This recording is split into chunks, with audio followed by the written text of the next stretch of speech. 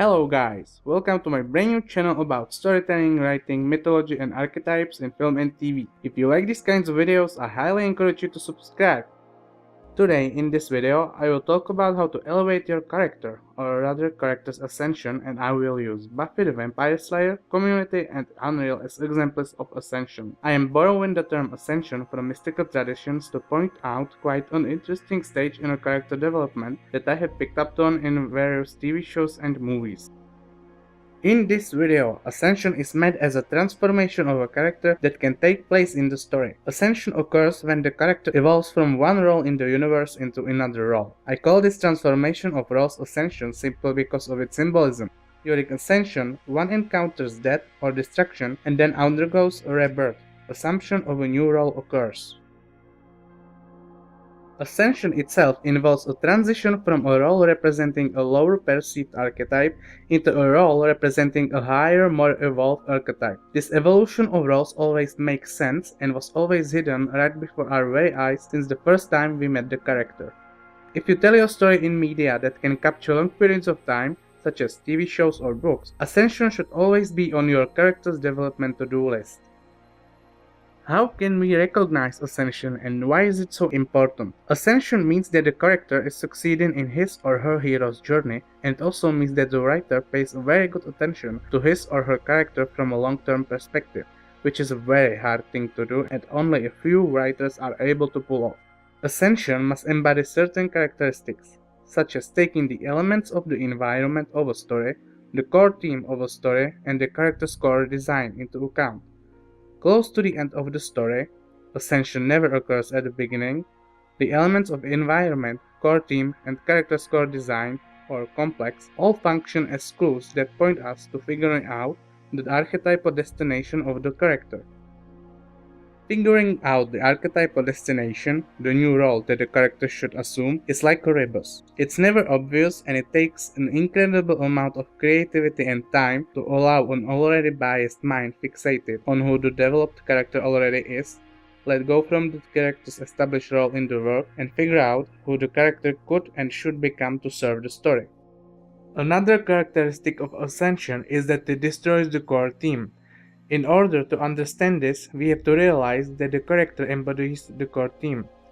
If the core theme changes, the character changes as well, and the other way around. And because the initial character ceases to exist due to the transformative process of ascension, the core theme cannot longer exist because it is now irrelevant since there is nobody to embody it. It actually took resolving the character's complex for the character to ascend. There is no longer a logical need for the old core theme since it cannot serve to the character. It's kind of like when a larva is being destroyed in a cocoon where it is being liquefied so a butterfly can be created. The butterfly then doesn't concern itself with worries and duties of a larva, and analogically, that is why the ascended character is not concerned by the complex set by a core theme of the initial character that the ascended character used to be. Therefore, a new core theme has to be established or a previous secondary theme has to be made the dominant one. It will all become very clear later on when I present the examples of Ascension. Here are the examples of developmental character ascension in modern TV shows I could think of. I would love if you added more examples in the comments. All of the following profiles of Buffy the Vampire Slayer, Community and UnREAL contain major spoilers. I chose these shows because I find they handled the ascension very well. If you are not familiar with any of the shows, I will quickly point out some ascensions from a more mainstream content close to the end of the video. Buffy Summers ascends from being an unwilling and unaccepting recipient of great physical power and being a forced warrior into a willing power distributor and a leader of an army made of warriors like her. Elements of the environment. A girl fights demons in a patriarchal society. The core theme of a story. One girl in all the world has the power and responsibility to fight evil. The character's core design. Buffy doesn't want to be the chosen one because it alienates her from the world. She hates herself for not wanting to fight evil out of her own honest choice, but only because she has to do it due to being the one with the power, because a mystical force randomly chose her to have it. These clues lead to an archetypal destination, the ascension. Instead of being the one, she becomes one of many. In the mythos of the show, there can always be only one Slayer. If she dies, next girl in the Slayer line is called and receives mystical and physical powers. Buffy, throughout her unusual life as the Slayer, managed to cause activation of 2 other potential vampire Slayers, which has never happened before. There always had been only one.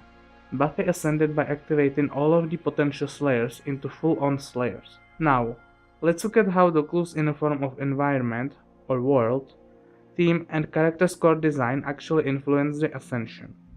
With being there now many Slayers in the world, the elements of the environment still apply after Ascension. Feminine force still battles the demonic evil in the patriarchal society. The core theme of the story has now become irrelevant because it was fully transcended. There is no longer the one, now there are many. Many girls in all the world have the power and the opportunity to fight evil. What Buffy destroyed through her ascension was the responsibility and the exclusiveness of being the one Slayer in the world, which was initially set by the core team. Creating many other Slayers is also the solution to Buffy's complex mentioned in her core design. Rather than being internally tortured by being the Slayer and an alienated worthless person, she created more girls exactly like her. The same thing that tortured her alone now provides the condition for feeling the sense of a belonging and a meaning. What she felt in her that was worthless was actually the thing that was of the biggest value. Instead of believing she is not worthy of serving the Slayer line, she realized she's exactly what the Slayer line needs, and she contributed to it and made it better not as the all-powerful longest activated vampire Slayer in history, but as Buffy Summers the person.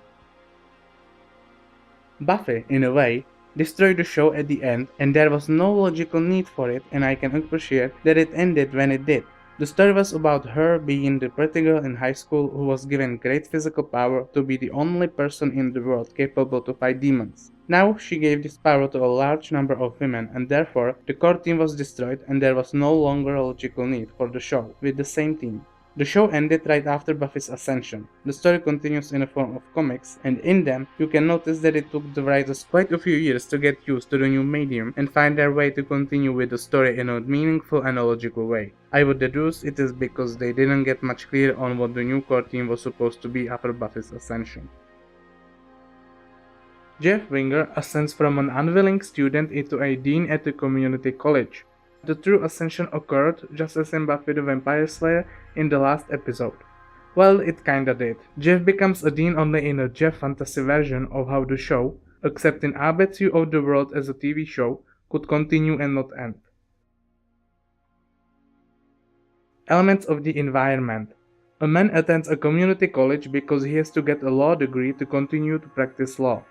The core theme of a story. A man disconnected from the world deeply connects to a group of people of various personalities, ages, and backgrounds.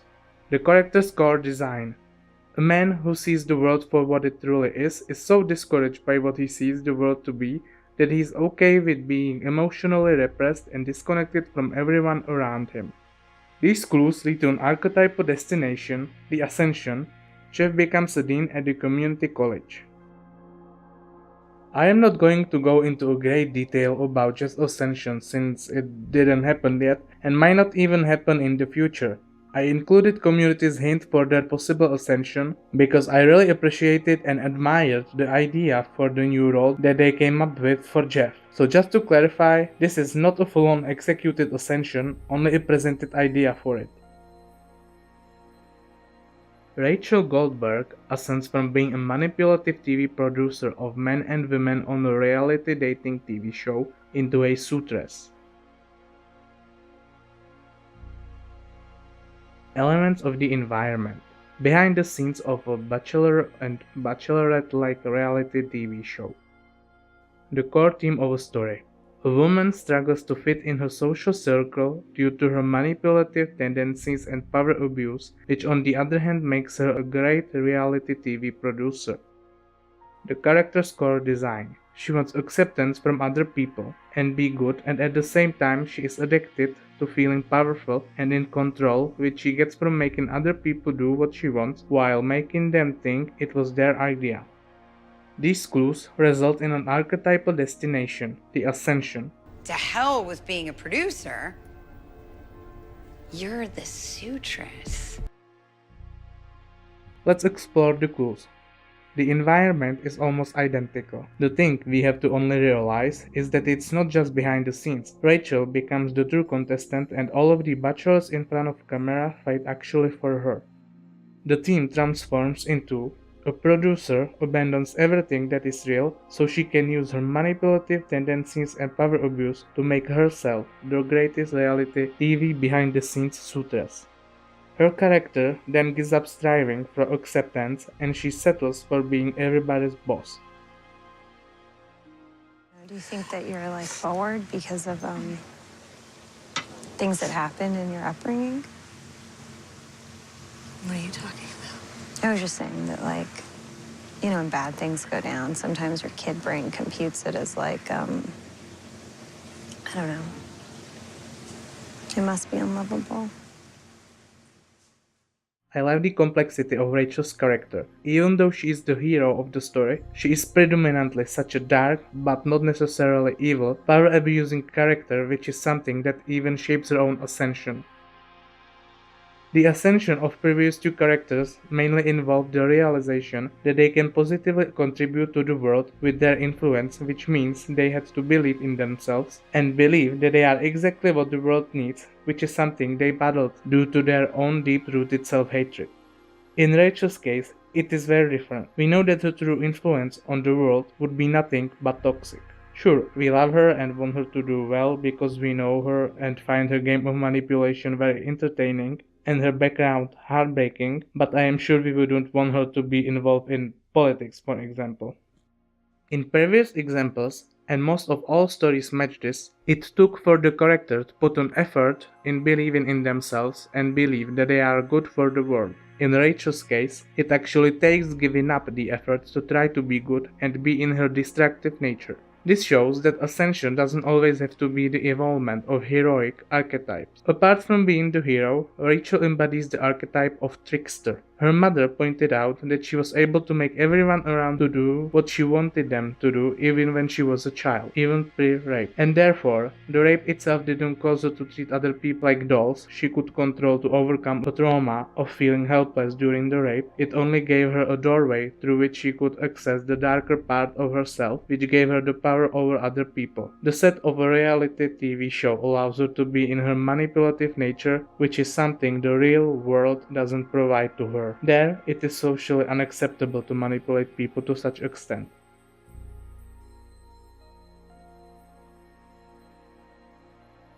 Producing bimbos to fight over a good-looking douchebag on a reality TV show again gives her the opportunity not to suppress her quote-unquote superpowers, but to actually use them and feel worthy for them by being one of the most valuable staff members on the set. Given her producing and manipulative capabilities, she isn't an ordinary suitress. The trickster archetype makes her like a suitress on steroids. A typical suitress embodies the archetype of seductress or princess. Thanks to the trickster in her, Rachel accessed and evolved into a more powerful archetype, the siren. Her manipulative techniques are like a siren song to people around her. Men cannot resist. It's very unfair to her suitors and to the rest of the reality TV producers since she might be unproducible herself and capable to produce the results only she desires. The flip side of this is that her ascension exists only within the context of the show. Outside of the show, Rachel hasn't ascended. Rachel became so dependent on the show that her character evolution and hero's journey occur only on a set of a reality TV show, and it's very sad and disturbing. She merged with the show and progresses only within it, which is very unhealthy since she doesn't reach any real progress in the real world. The trickster in her becomes tricked by her own trickstery.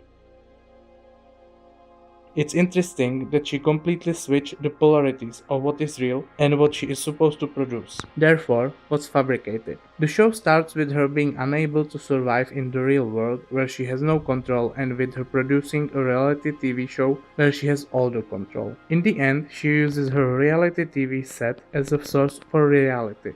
And on the other side of this extreme, in the real world, she produces real people like a producer to make them do what she wants them to do. Therefore, not all ascensions are good for the character, but it is definitely good for the viewer or reader because in general, ascension creates interest to the content consumer and elevates the content itself. In conclusion, I would like to point out a couple of mainstream ascensions I find unusual or interesting. 7.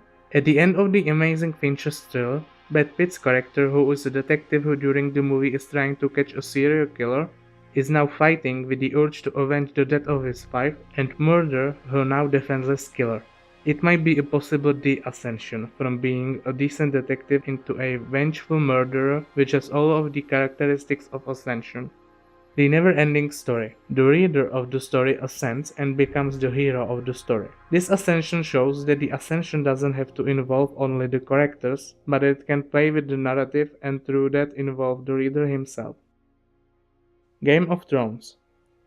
Jon Snow, the bastard of a common house, becomes the most rightful heir to the Iron Throne belonging to the almost extinct house. This ascension shows that ascension doesn't have to happen only through characters' doing or choice, as in previous examples. It can occur by revealing a secret, as in case of Game of Thrones. The main thing is, it should always be linked to the character's identity quest and change the viewer or reader's perspective on the character to such extent that in his eyes the character assumes a whole new role.